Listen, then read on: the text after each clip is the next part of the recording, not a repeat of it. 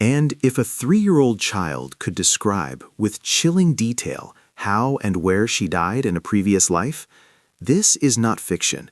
For over 4 decades, researchers at the University of Virginia, such as the renowned psychiatrist Dr. Ian Stevenson, have investigated thousands of similar cases around the world. Children who spontaneously remembered names, addresses, and even their own murderers from a previous existence. Science, with its usual skepticism, was forced to look at these accounts, and what they found, after cross-referencing data, visiting remote villages, and confronting stories, is a puzzle that challenges everything we think about death.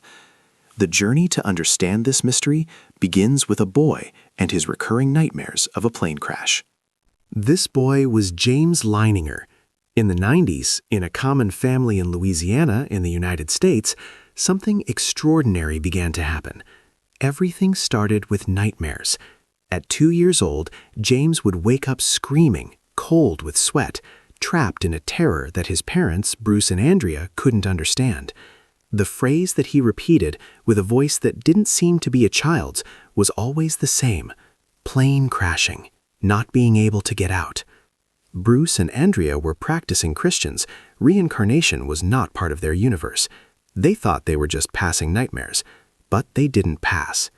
As James grew, the nightmares continued, and something even stranger emerged during the day.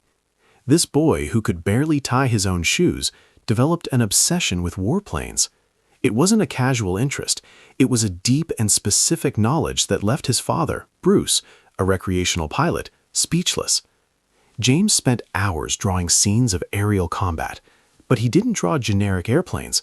He drew a specific model, a Corsair, a fighter from World War II. And in his drawings, he always showed the plane being hit under the wing, exploding, and falling into the ocean. In one of the drawings, he wrote, with his childlike, crooked handwriting, the name Natoma. Bruce asked what that was, and James, with the naturalness of someone stating his own name, replied, "It's my aircraft carrier.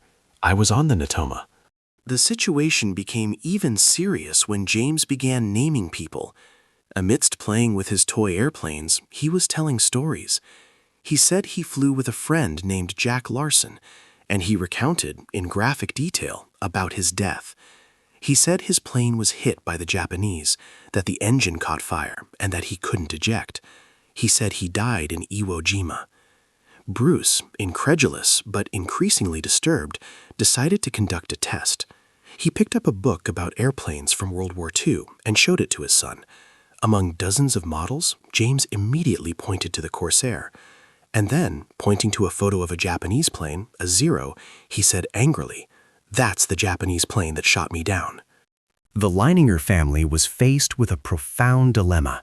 They didn't believe it, but the details were numerous, they were consistent, and they came from a source that had no access to any of that information. James had never seen a war movie. His grandparents were not veterans. Where was he getting all of this from? Driven by an agonizing need to find a logical explanation, Bruce began to investigate on his own.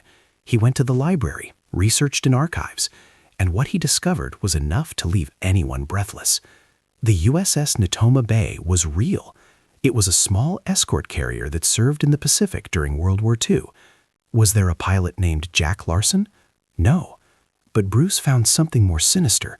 He found the list of casualties of the Natoma, and there it was, a young fighter pilot, 21 years old, named James Houston Jr. His plane, a Corsair, was hit by anti-aircraft fire from the Japanese exactly on Iwo Jima in March of 1945. The official report said, hit in the engine, caught fire, fell into the sea. Pilot did not eject. It was the exact description of his son's nightmares, and the name of the dead pilot was James. At this moment, the search for answers had ceased to be a pastime and had become a mission. The family was faced with a coincidence that was too large to ignore. They needed professional help, someone who knew how to navigate such mysterious waters. It was then that they discovered the work of a man, a respected psychiatrist from a large university, who had dedicated his life to investigating exactly this type of story. They were about to contact the most famous detective in the world when the subject was past lives. But would science, represented by this researcher, have the tools to decipher the mystery of James? The man that the Leiningers contacted was Dr. Ian Stevenson, and he was not a ghost hunter. He was a chief psychiatrist, a professor chair at the respected University of Virginia in the United States, a true scientist with a serious demeanor and an analytical mind.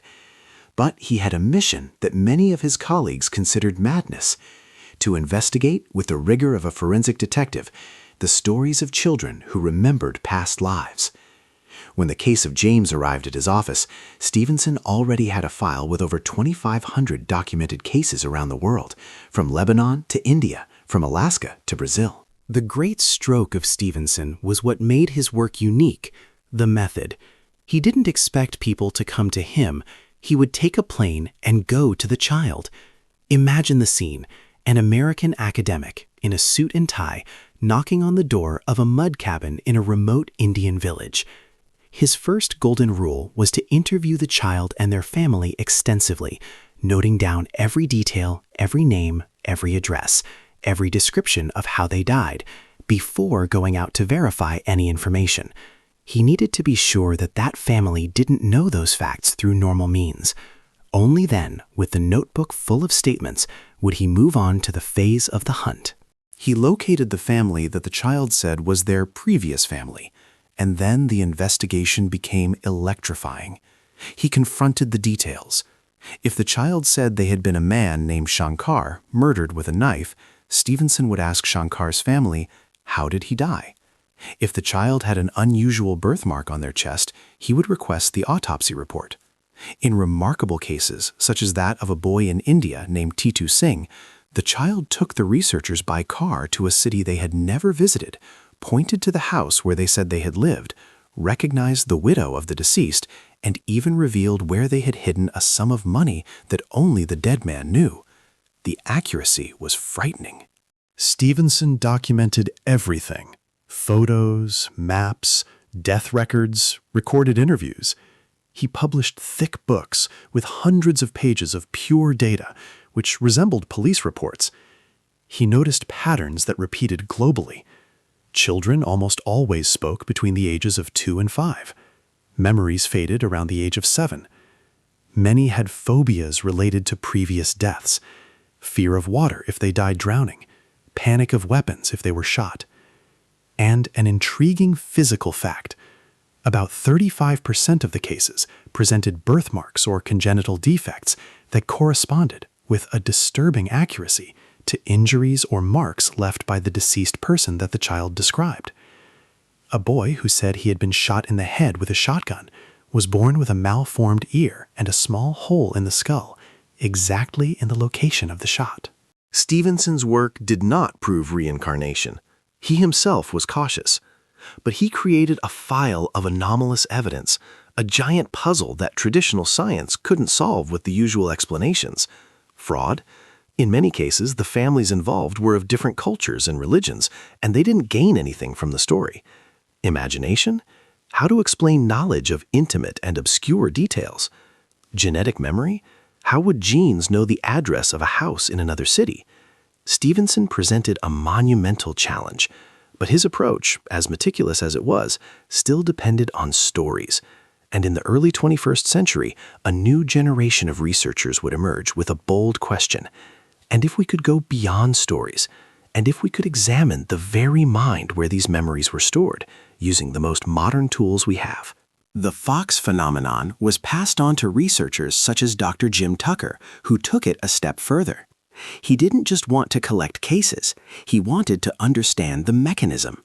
And it was with a boy named Ryan that the investigation entered a new level.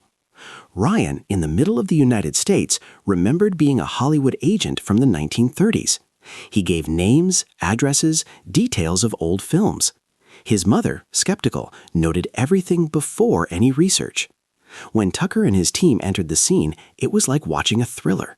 They followed Ryan's leads and found the life of Marty Martin, a Hollywood figure whose biography matched the boy's memories point by point, including an apartment with a view of the 20th Century Fox sign.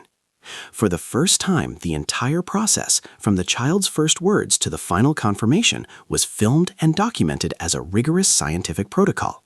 Now, the final question arises: What to do with all this? Mainstream science still hesitates, of course. It demands proof in a laboratory. But how to place the soul, if it exists, on a petri dish?